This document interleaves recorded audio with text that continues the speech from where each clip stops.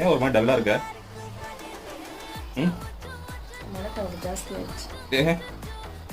வணக்கம்.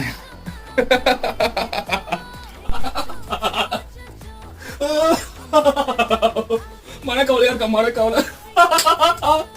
அதான்டா பண்ணி மேய்க்கிறவன பூரா பக்கத்துல வச்ச பத்தியா என் புத்திய சப்பல்ஸ்ல அடிக்கிறான்.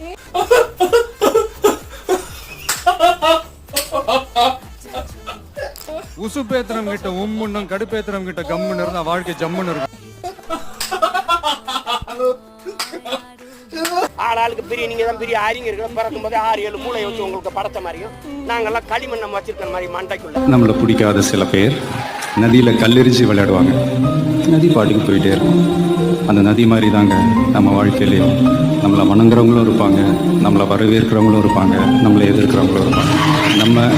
நம்ம வேலை நம்ம கடமையை செம்மையாக